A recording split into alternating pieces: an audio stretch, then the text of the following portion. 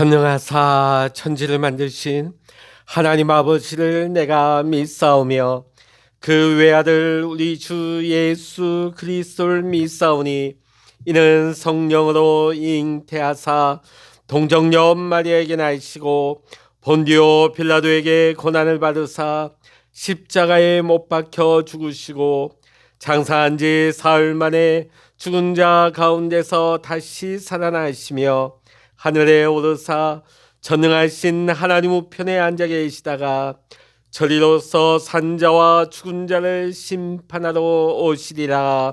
성령을 믿사오며 거룩한 공예와 성도가 서로 교통하는 것과 죄를 사하여 주시는 것과 몸이 다시 사는 것과 영원히 사는 것을 믿사옵나이다. 아멘.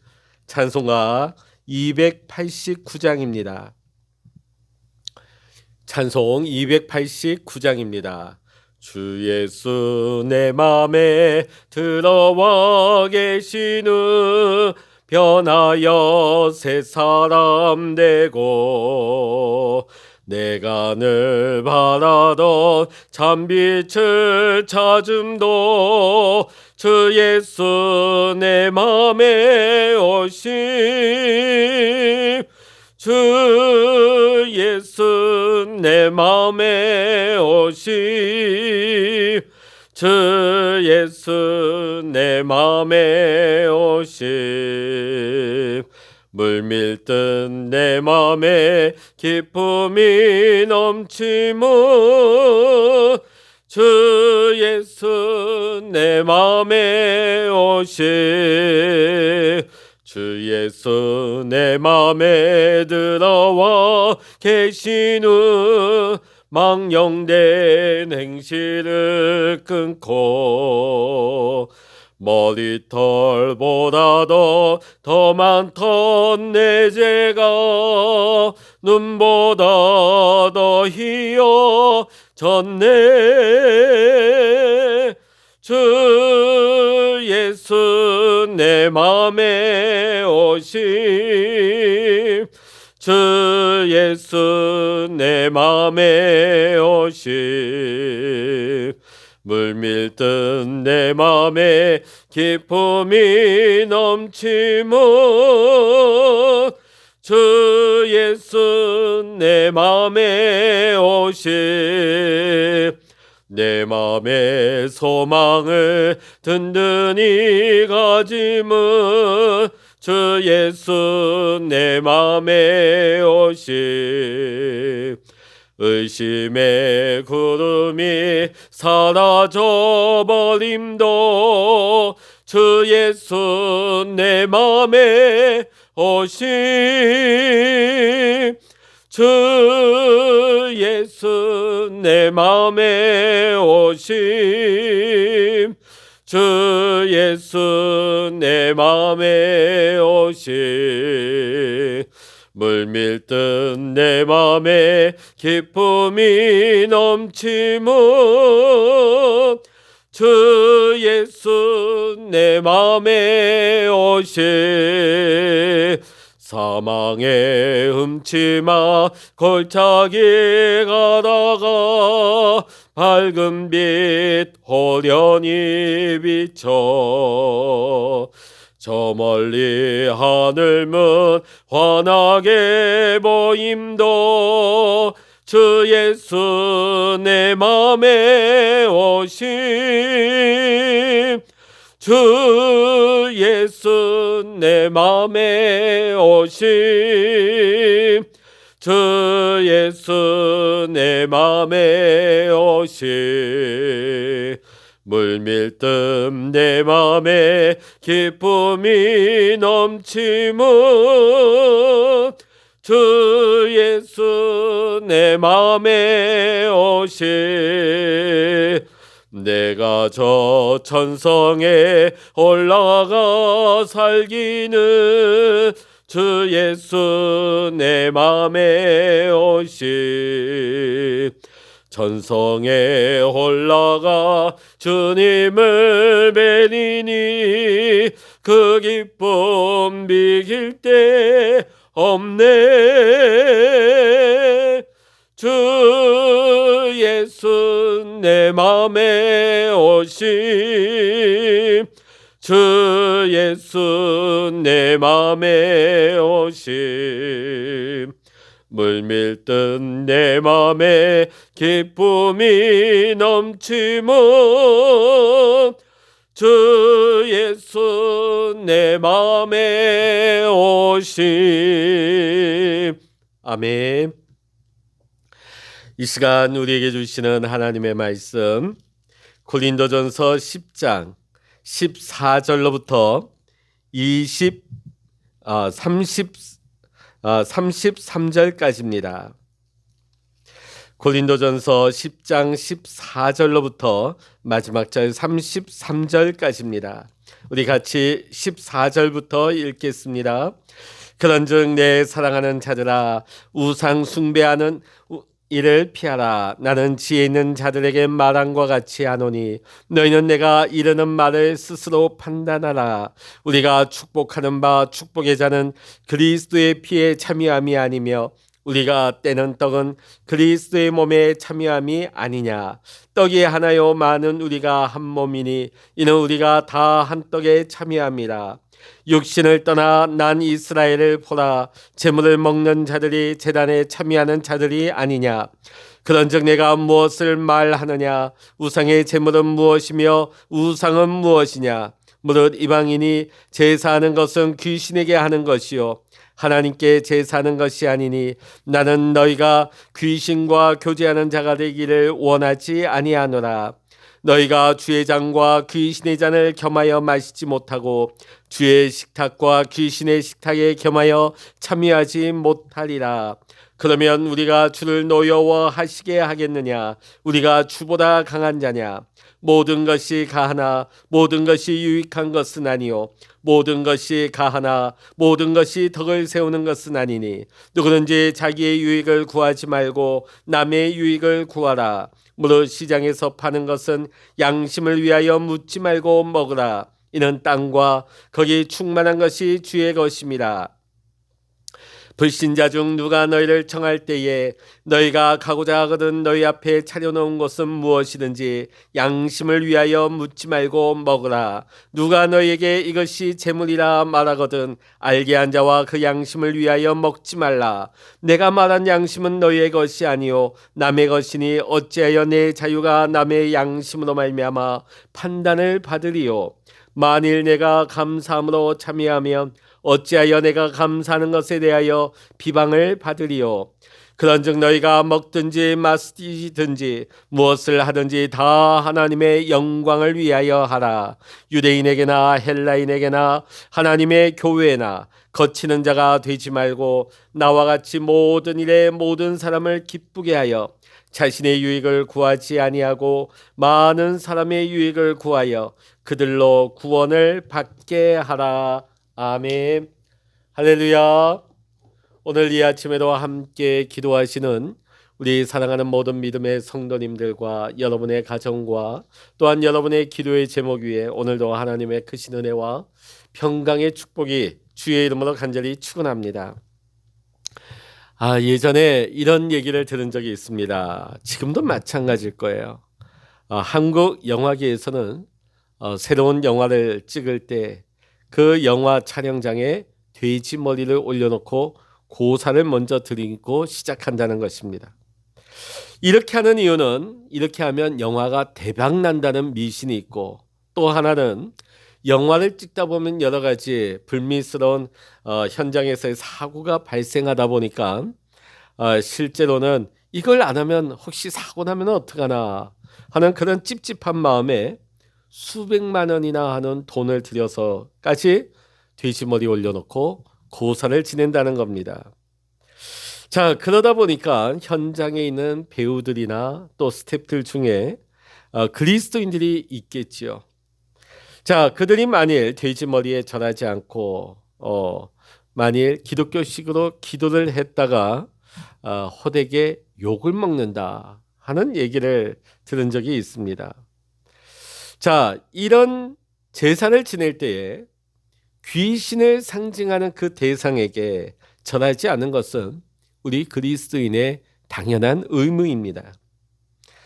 자, 그런데 주변 동료들이나 상사들로부터 절을 하도록 강요받는 분위기 또한 무시할 수 없을 정도로 굉장히 거셀 것입니다. 어떻게 보면 내가 절하지 않음으로 말미암아 그곳의 분위기가 굉장히 냉랭해질 수도 있고 관계가 깨어질 수도 있고 혹시 그 이후에 행여라도 사고가 나면 너가 그때 그렇게 절을 하지 않았기 때문에 이런 일이 생겼다고 하는 그런 비난, 그런 책임이 돌아오는 것에 대한 것이 굉장히 부담감으로 또 무거운 짐으로 다가올 수 있는 것입니다. 자, 뿐만이 아닙니다. 1년에 10번 넘게 제사를 드리는 종갓집 장손의 아내로 기독교인의 며느리가 시집 왔다고 한번 생각을 해보십시오. 그리스도인으로서 응당 하나님만 섬기고 제사를 드리지 말아야 하는데 귀신에게 제사를 지내는 것이 집안의 일상생활이 된 종갓집, 그것도 맏며느리로 살아야 하니 얼마나 핍박과 얼마나 우여곡절이 많겠습니까? 자, 신앙을 지키자니 집안 식구들과의 관계가 다 깨어질 것 같고 그렇다고 내가 편하자고 신앙을 포기하든지 아니면 그리스도인이긴 해도 적당히 제사를 드리는 것에 대해서는 타협하며 살아가든지 여러 가지 큰 유혹과 부담감, 압박감이 몰려올 것입니다. 당시 고린도 교회 성도들 역시 이와 같은 압박감 속에 살아야만 했습니다. 왜냐하면 당시 로마 제국에서는 우상들에게 제사를 지내는 의식이 그들의 일상적인 문화로 자리를 잡고 있었기 때문입니다. 우리나라도 마찬가지일 것입니다. 농부들이 새해가 되면 신들에게 좋은 일기와 충분한 강수량을 구하면서 굿을 지내게 되죠. 제사를 드리게 되죠. 또 상인들은 한 해 장사가 잘 되게 해달라고 돈 벌게 해달라고 또 고사를 지내고요. 또 바닷가에 보면 풍어 기원제를 지내게 되죠. 바다의 용왕에게 고사를 지내게 됩니다. 강풍이나 파도에 손상당하지 않게 해달라고 풍어를 기원하는 제사를 드리게 되어집니다. 이것은 지금 우리나라에도 옛날보다 덜해졌다고 해도 여전히 이러한 풍습이 남아있는 것이 사실입니다.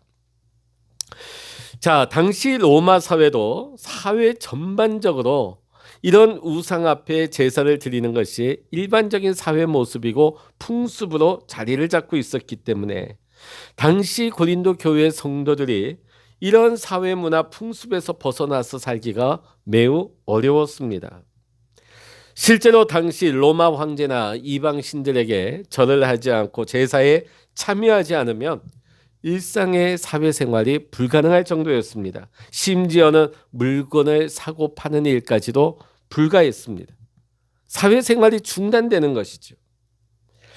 자, 그러기에 고린도 교회 성도들은 그리스도인으로서 황제 앞에 또 이방 신상 앞에 제사에 참여하는 것에 대해서 고민이 많았을 것입니다. 자, 오늘 14절 15절의 말씀하면 여기에 대해서 바울은 단호하게 우상 숭배를 하는 일을 피하라고 권면하고 있습니다. 적당히 하라 그렇게 말하지 않습니다. 경우에 따라서 선택해라 말하지 않습니다. 그 일을 피하라. 왜냐하면 우상 숭배죄는 하나님의 백성을 멸망에 빠뜨리게 하는 심각한 죄악 중에 죄악이기 때문입니다. 따라서 바울은 고린도 교회 성도들이 우상 숭배의 죄를 계속해서 피해야 된다 하는 것을 강조하고 있습니다. 자, 그렇다고 해서 바울은 여기에 대해 고린도 교회 성도들의 맹목적인 무분별한 순종만을 강요하진 않습니다. 자, 오늘 바울은 고린도 교회 성도들이 하나님의 뜻을 분별할 줄 아는 지혜로운 자들이니까 우상 숭배하는 것이 하나님 보실 때 옳은 일인지 그런 것인지 스스로 판단하고 분별하라고 권면을 하고 있습니다. 자, 이어지는 16절의 말씀에서 바울은 그리스도인들이 교회에서 먹고 마시는 성찬의 의미에 대해서 설명을 하고 있습니다. 16절의 말씀 보면 우리가 성찬 때 마시는 그리스도의 피를 함께 나누어 마시는 것, 포도주를 마시는 것이 예수 그리스도의 피를 상징하는 것이죠. 예수 그리스도의 피를 마시는 것입니다. 또 우리가 떼어 먹는 빵은 예수 그리스도의 몸을 우리가 먹는 것입니다. 우리가 성찬 때에 주어지는 장과 떡을 먹음으로 말미암아 우리 성도들은 우리 구주 되시는 예수 그리스도와 한 몸이 되는 것을 고백을 하는 것입니다. 자, 그렇다고 한다면 우리가 우상의 신전에 제사상에 바쳐진 제물을 먹는 거, 그 제사에 참여해서 그 제물을 먹는 거, 누구의 제사에 참여하는 것이 되겠습니까? 우상에게 드려진 그 제사에 참여하는 것이 되는 것이죠. 우리가 성찬에 참여함으로 말미암아 그리스도와 연합하는 것과 같은 이치로 우리가 제사에 참여해서 그곳에 있는 우상의 신전에 바쳐진 것을 함께 먹을 때에 우리가 귀신과도 연합하는 일이 일어나는 것입니다. 같은 이치인 것입니다. 우리가 그리스도와 연합하느냐 아니면 귀신과 연합하는 자가 되느냐. 자, 그래서 사도 바울은 이방신 혹은 귀신에게 바쳐진 제사에 참여해서는 안 된다. 제사에 지낸 제물을 먹지 말 것을 권면하고 있습니다. 그 말씀이 20절의 말씀이죠. 자, 그런데 우리가 앞서 본 말씀처럼 이 세상에 돌로 금속으로 깎아 만든 나무로 깎아 만든 우상들은 아무것도 아닙니다. 죽은 존재요, 거짓된 존재요, 무능력한 존재입니다. 우리에게 어떤 해나 어떤 영향력도 끼칠 수 없는 것들입니다. 그러기에 사실 우리가 그 우상상에 바쳐진 그 음식을 먹는다고 해서 우리가 해를 받거나 무슨 저주에 걸리거나 하는 것은 결코 아닙니다. 그러나 여전히 세상 사람들이 귀신에게 제사를 드리고 있고 이것은 하나님께서 너무나 싫어하시는 우상 숭배입니다. 따라서 바울은 고린도 교회의 성도들이 귀신의 제사에 참여하지 않겠다는 의지적인 결단을 가져라. 그 의지적인 결단은 무엇으로 나타나야 되느냐? 그 제사상에 바쳐진 그 음식을 먹지 말라고 강조를 하고 있죠. 왜냐하면 우리가 성찬 때 주의 장과 떡을 먹음으로 말미암아 그리스도와 연합하듯이 그분과 교제하듯이 우리가 제사상에 우상에게 바쳐진 귀신에게 올려진 음식을 먹는 것은 귀신과 교제하는 것이며 귀신을 섬기고 귀신과 연합하는 것이 되기 때문입니다. 이는 하나님께서 가장 가증히 여기시는 죄악 중에 죄악임을 가르치고 있습니다. 그래서 이방인의 제사에 참여하지 말 것을 신신당부하고 있습니다. 당시 이방신들에게 제사 드리는 문화가 일반화되었던 고린도 도시에 살고 있던 교회의 성도들 고민이 많았을 것입니다. 세상 문화와 적당히 타협하며 살 것인가? 나 하나 때문에 내가 예수 믿는다는 이유만으로 내가 가족과 아니면 이웃들과 내가 사회 그 모임 속에서 관계가 깨지는 것은 아닐까? 그냥 눈 딱 한 번 감고 한번 내 마음은 아닌데 몸만 잠깐 참여하는 거, 그런 유혹을 강하게 받았을 수도 있습니다. 그러나 오늘 바울은 오늘 본문의 말씀을 통해서 세상 문화, 특별히 우상 숭배를 통해 귀신을 섬기는 그 문화로부터 자기 자신을 거룩하게 구별하여 지킬 것을 강조하고 권면하고 있습니다. 만일 어떤 그리스도인이 우상 숭배에 적당히 참여하면서 여전히 자신은 하나님과 온전한 교제 가운데 있다고 생각한다면 그것은 크나큰 착각 속에 살고 있는 것입니다.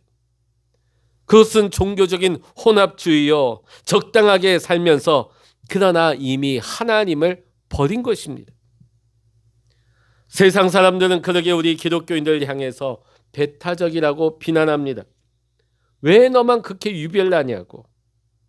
적당히 이것도 하고 저것도 하면서 적당히 타협하며 인정하면서 서로 다 인정하며 살면 되지 않냐고 우리를 향해 비난합니다. 그러나 우리는 그러한 세상의 요구에 순응해서 살 수 없는 사람들입니다. 비록 우리가 세상 사람들에게 욕을 먹고 심지어는 죽음의 위협을 당한다 할지라도 우리는 세상과 구별되어 살아야 할 존재들입니다. 왜냐하면 우리 하나님 아버지께서 우리에게 그러한 거룩한 삶을 요구하시기 때문입니다. 아무리 세상 사람들이 옳다고 그렇게 살아도 되는 거라고 말한다 할지라도 하나님께서 아니라 하시면 그것은 아닌 것입니다. 하나님이 그렇게 하는 거 틀렸다 하시면 그것은 틀린 것입니다. 우리 그리스도인들은 삶의 가치, 평가의 기준을 사람에게 두지 않고 온전히 하나님의 말씀에 두고 살아가야 하는 것입니다. 사랑하는 성도 여러분, 결코 우리 영혼에 죄가 스며들지 못하도록 하십시오. 세상 문화에 적당히 타협해서 살아가려고 하는 우리의 삶의 영역이 있지는 않습니까? 그것은 하나님이 제일 싫어하는 것 중에 하나입니다. 그것이 바로 대충 믿는 것입니다. 비록 겉으로 사람들이 보기에는 하나님 믿는 것처럼 보이지만 속으로는 이것도 저것도 아닌 두 마음을 품고 신앙생활을 하는 것입니다. 이러한 사람을 보실 때 하나님은 역겨운 것입니다. 바울은 그러한 삶을 살아가지 말고 우리가 이 세상 가운데서 모든 우상들을 버리고 온전히 하나님 한 분만을 섬기며 살아갈 것을 권면하고 있습니다. 사랑하는 성도 여러분, 세상과 하나님 사이에서 양다리 걸치고 적당히 타협하며 살려는 마음을, 그러한 유혹을 버리시기를 바랍니다. 그리고 하나님 앞에서 거룩하게 구별된 온전한 믿음의 삶을 지키며 살아갈 수 있는 저와 여러분의 신앙의 삶이 될 수 있기를, 믿음의 삶이 될 수 있기를 이 시간 주의 이름으로 간절히 축원합니다. 기도하시겠습니다.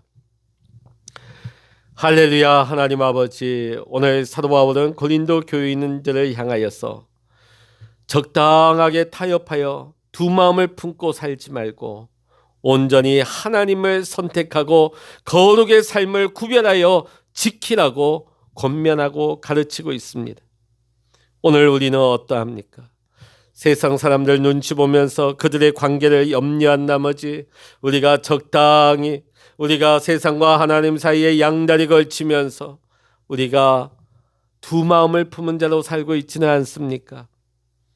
우리가 세상의 어떤 비난과 세상에 우리가 불이익을 당한다 할지라도 하나님이 가증히 여기시는 죄악을 우리가 먹고 마시고 즐기는 일을 우리가 버리게 하시고 온전히 하나님 한 분만을 섬기며 하나님이 바라시고 기대하시는 온전한 거룩의 삶을 이루어갈 수 있는 우리 사랑하는 모든 믿음의 성도님들 다 될 수 있도록 주여 인도하여 주시옵소서. 오늘도 우리와 함께 하시며 동행하시는 주님만을 찬양하며 우리 주 예수 그리스도의 이름으로 간절히 기도하옵나이다. 아멘. 찬양하라 내 영혼아, 찬양하라 내 영혼아, 내 속에 있는 것들아 더 찬양하라. 기도하라 내 영혼아, 기도하라 내 영혼아, 내 속에 있는 것들아 다 기도하라. 주여 일창으로 합심하여 기도하십니다. 주여